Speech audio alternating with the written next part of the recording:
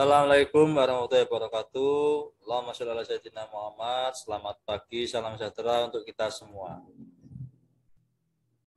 Jadi teman-teman sekalian, kemarin kita membahas tentang antarmuka ya, antarmuka pengguna atau user interface. Dan ini berhubungan dengan mockup ya, mockup. Oh ya, sebelumnya ini saya rekam. Nanti bila teman-teman belum paham, silahkan bisa masuk ke channel YouTube saya. Nanti saya share aja sama channel YouTube-nya, barangkali saya lupa. Mas David ya, nanti saya unggah supaya teman-teman yang kurang paham nanti bisa melihat lagi tanpa harus saya menjelaskan lebih lanjut. Baik, Pak. Ya, terima kasih Mas. Jadi ini ya, jadi di sini dikatakan ya, perancangan itu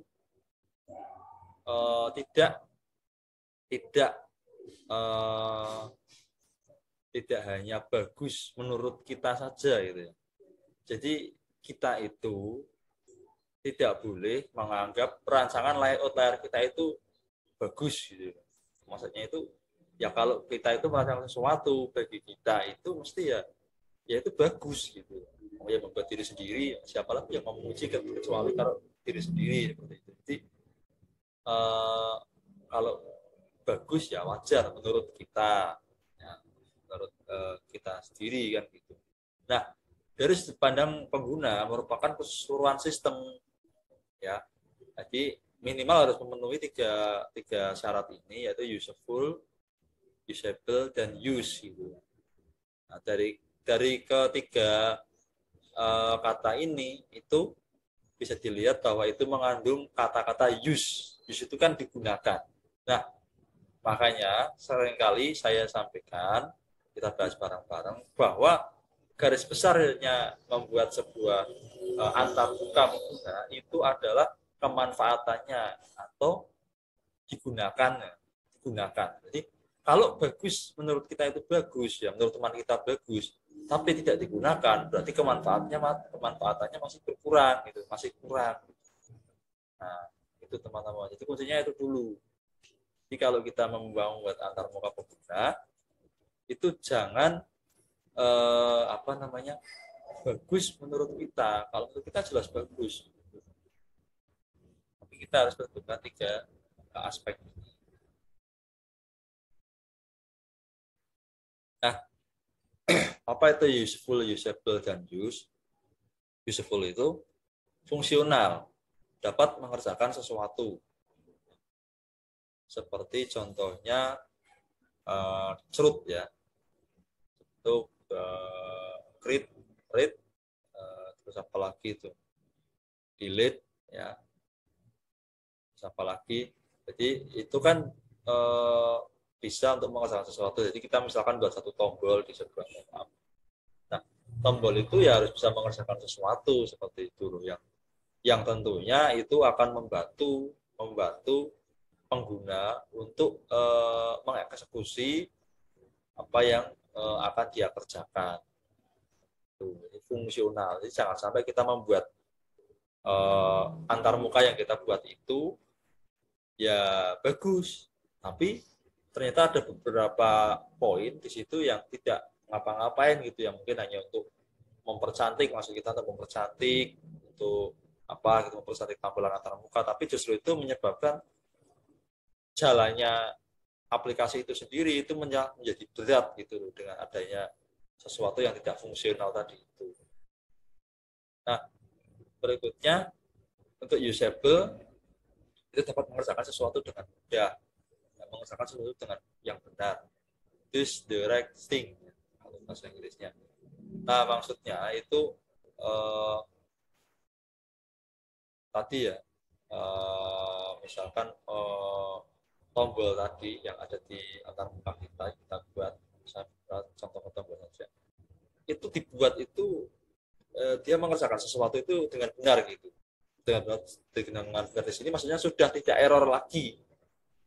Jadi misalkan kita buka halaman, membuat sebuah sistem informasi, ada di situ link tab tulisannya misalkan profil. Ketika profil itu diklik, ya munculnya ya profil beneran gitu, profil perusahaan A misalkan, ya beneran gitu. Jangan sampai diklik itu ya error gitu, atau muncul halaman yang lain yang bukan harusnya profil tapi munculnya visi dan misi, itu kan lucu nanti seperti itu bukan usable. Kemudian use terlihat baik, tersedia dan diterima atau digunakan oleh organisasi. Nah, yang ketiga ini yang terkadang bagi pembuat aplikasi ya, misalkan di kita ya itu yang paling sulit gitu loh, paling sulit digunakan enggak ini, diterima tidak? Nah, ini paling sulit ya, paling sulit. Karena apa? Ini itu butuh kesabaran. Jadi kunci use itu butuh kesabaran. Nah, kesabaran yang bagaimana? Satu, mungkin kesabaran ketika observasi lapangan, kemudian membaca tren masa kini, kemudian lagi wawancara dengan orang-orang tertentu seperti itu, yang mungkin berkaitan dengan apa yang akan kita kerjakan. Nah, kalau ini kita nggak sabar, misalkan kita baca referensi hanya satu jurnal, kita bisa menyimpulkan akhirnya dengan satu jurnal ini bahwa wah ini permasalahannya ini, saya harus buat seperti ini. Itu belum tentu gitu loh. Jadi satu jurnal itu nggak bisa digunakan untuk referensi. Kita harus banyak membaca. Ya, jangan-jangan jurnal yang kita baca itu sudah kadaluarsa, sudah ada orang yang membuat dulu, ya itu kan nanti malah kita dianggap meniru saja gitu ya. Nah, kemudian kita bersabar melakukan observasi, kita datang ke misalkan kita ingin membuat sebuah aplikasi untuk menangani stok barang di sebuah koperasi. Ya, kita benar-benar observasi itu benar-benar gitu. Apa koperasi ini benar-benar nantinya akan memakai itu? Apakah benar-benar sistem informasi yang kita buat itu akan membantu koperasi ini gitu untuk melakukan pendataan stok barang gitu. Jadi kita sudah punya pandangan ke depan di situ. Dan itu nggak bisa sekali datang kemudian bisa menyimpulkan ini butuhnya ini tidak bisa. Harus beberapa kali datang. Kemudian dibarengi dengan wawancara terhadap orang berkaitan, misalkan pengurus koperasinya itu dan dia kan yang tahu di lapangan bagaimana. Nah, itu silahkan diwawancarai, dan wawancara itu nggak cuma sekali gitu, dan itu berkelanjutan sampai proyek kita itu selesai gitu lah, minimal 90% lah itu terus gitu loh. Jadi itu nanti bisa insya Allah diterima dan digunakan oleh organisasi. Tapi kalau hanya sekali datang, sekali membaca, sekali wawancara, itu saya kira kurang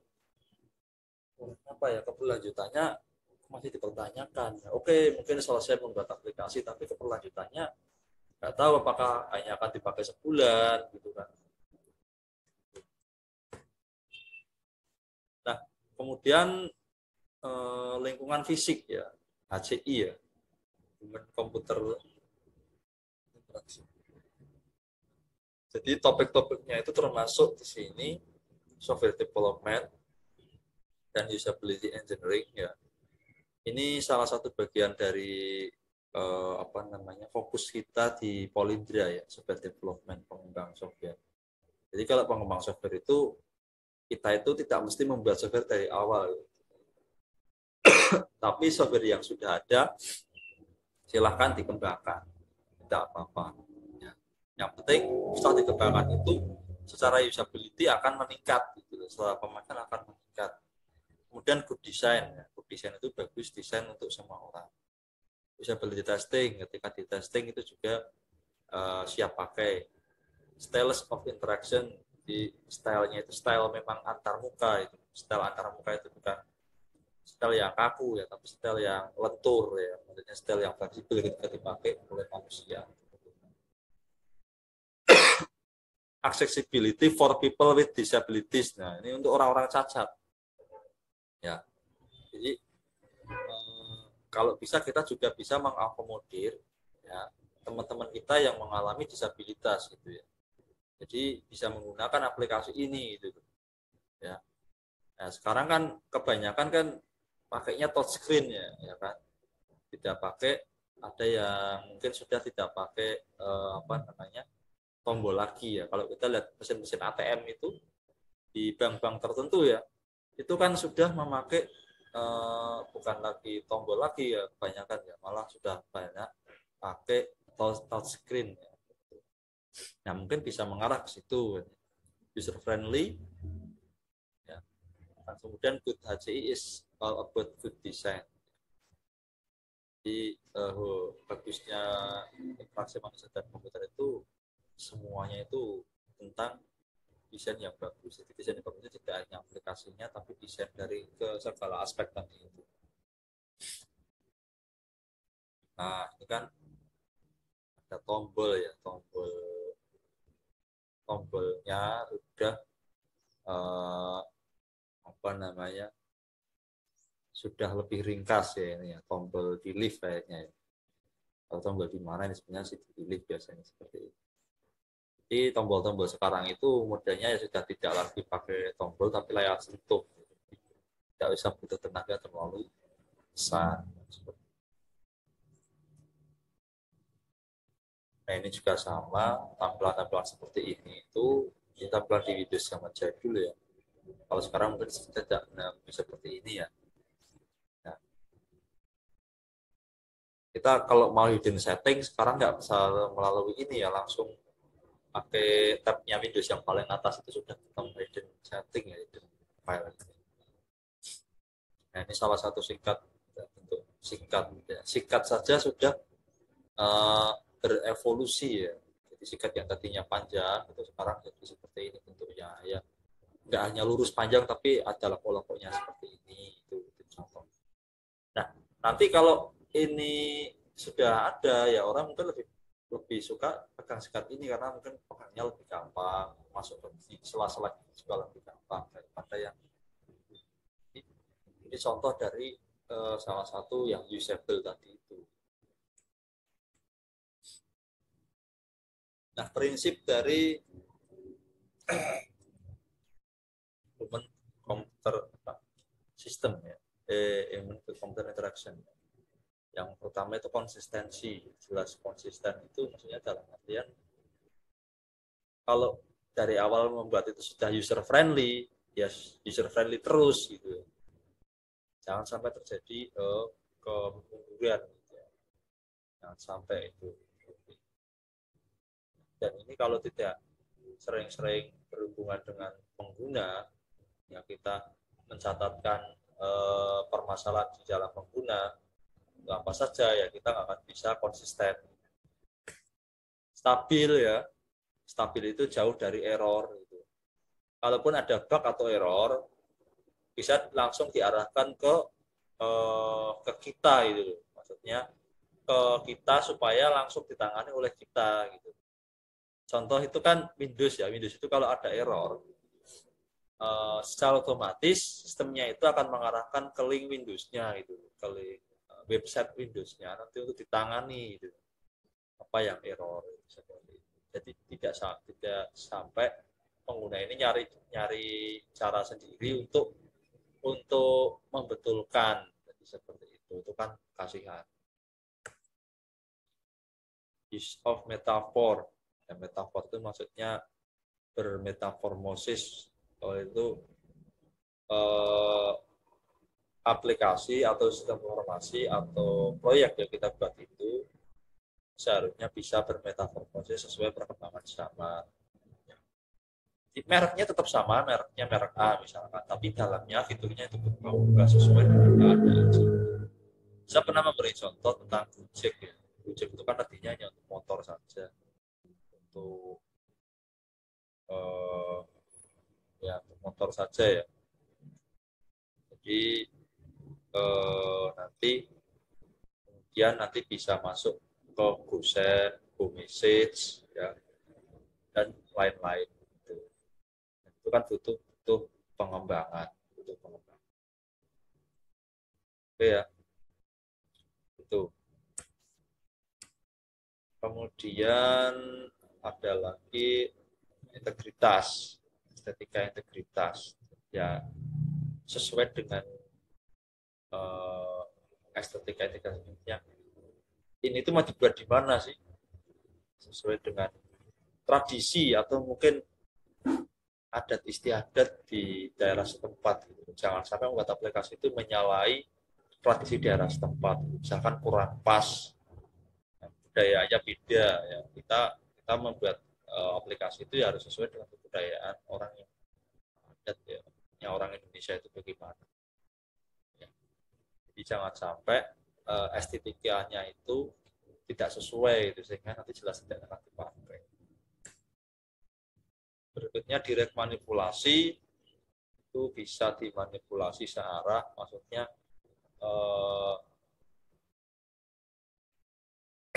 website ini bisa dikembangkan, ya masih bisa dikembangkan gitu dengan arah yang sama. Ya.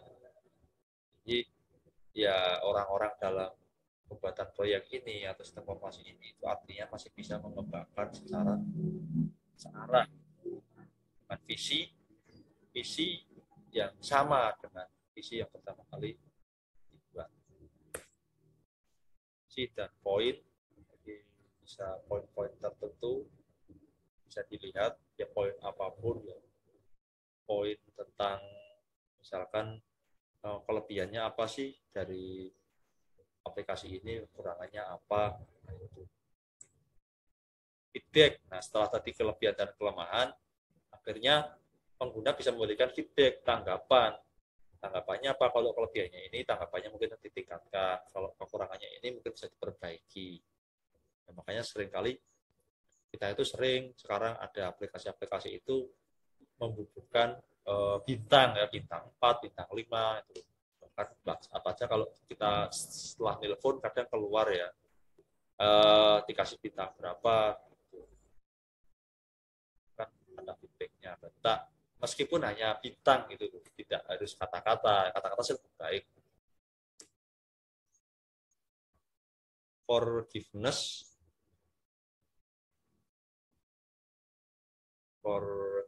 itu berarti ya, permakluman. Ada yang masih kurang di situ ya, jadi dimaklumi. Maksudnya ya pengguna ataupun membuat aplikasi ini ya sama-sama saling mengerti. Ya, karena saling membutuhkan ya. Oke. User control, ya, user bisa mengontrol ya, bisa mengawasi perkembangan dari aplikasi ini. Clear berarti permasalahan sudah selesai, dan simple. Ya. Simple itu berarti gampang digunakan. Oke ya, kemudian yang berikutnya adalah elemen utama IMK itu ada manusia, ada komputer, ada interaksi, ada aktivitas, ada lingkungan kerja. Nah ini nanti kita bahas insya Allah minggu depan ya, supaya teman-teman mungkin pemahamannya lebih ini dulu ya, banyak-banyak. Ada yang tanyakan sampai sini? Silakan.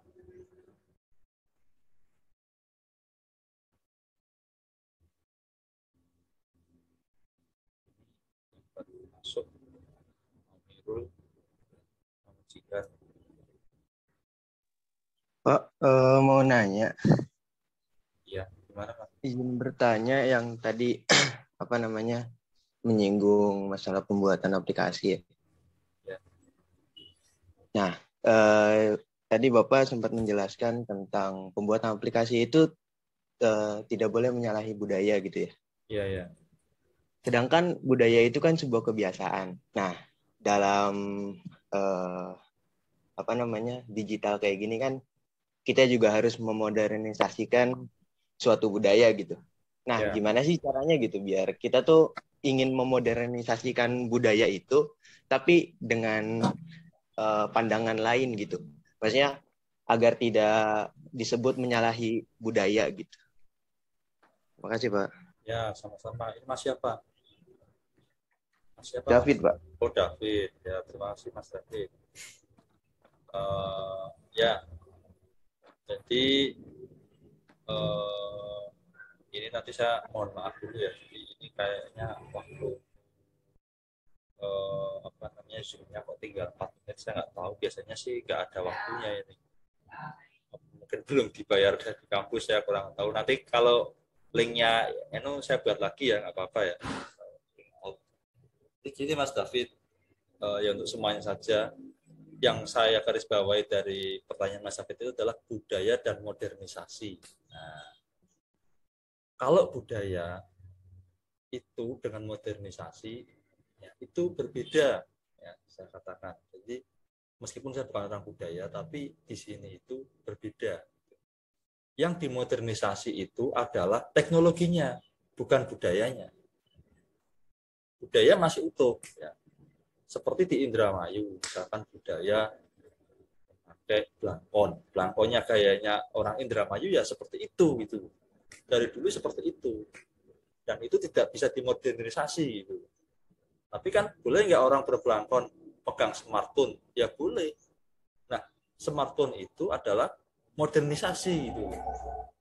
Smartphone itu modernisasi. Tapi orangnya silahkan mau pakai pakaian adat khas Indramayu, khas Cirebon, ya, khas Jawa Tengah, ya monggo gitu. Nah, maksud di sini mungkin ada beberapa kalimat-kalimat di dalam atau kata-kata yang kita buat di dalam sistem aplikasi itu, ya, yang ranahnya itu jangan sampai keluar dari budaya kita gitu. Atau mungkin dalam artian kadang kan ada ya beberapa aplikasi itu yang bahasanya kadang tidak teratur, dalam artian itu apa namanya menaruh posisi-posisi apa namanya mockup itu ya kadang ya apa namanya seenaknya gitu ya. Nah misalkan kan gini, untuk data ya, data sebuah kantor di sekolahan itu kan posisi kepala sekolah itu seharusnya kan di paling atas. Nah, kalau untuk membuat data seperti ini jangan sampai kepala sekolah itu ditaruh di bawahnya guru gitu. Jadi dalam artian itu kita menghormati beliau sebagai kepala sekolah gitu. Dan orang-orang yang tentunya lebih dulu jadi pegawai di situ gitu, yang lebih sepuh gitu, lebih senior itu taruh di sebelah paling atas gitu. Supaya apa? Supaya ya kita menghormati mereka itu sebagai senior kita, sebagai tidak unggah-ungguh kita sebagai orang tua, orang yang lebih muda terhadap orang yang lebih tua. Ya, kalau setahu saya dulu waktu saya bekerja di SMK itu meskipun database-nya masih belum itu ya belum bagus ya, itu tetap yang tua-tua itu ditaruh di atas dulu gitu. Jadi tidak pakai abjad. Abjad tentu ya yang tua itu ada di atas. Itu salah satu contoh. Nah, untuk tahu budaya ya kita memang harus kembali lagi kita ya coba kita belajar kepada orang-orang yang sudah lebih mengenal budaya kita, misalkan orang-orang tua kita dulu, orang tua kita atau kakek kita atau siapapun di mana kita masih bisa belajar itu, karena memang sekarang ini campur aduk antara budaya dengan modernisasi. Ya mungkin gitu aja Mas David.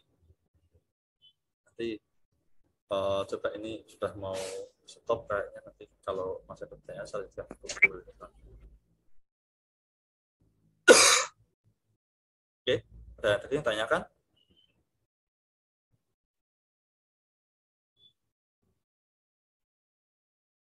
Kalau tidak ada berarti ini sementara teman-teman melanjutkan dulu praktek yang kemarin. Ya, silahkan nanti dilanjutkan. Minggu depan coba kita pelajari bareng-bareng. Sebenarnya saya mohon maaf sekali lagi kalau ada. Assalamualaikum warahmatullahi wabarakatuh.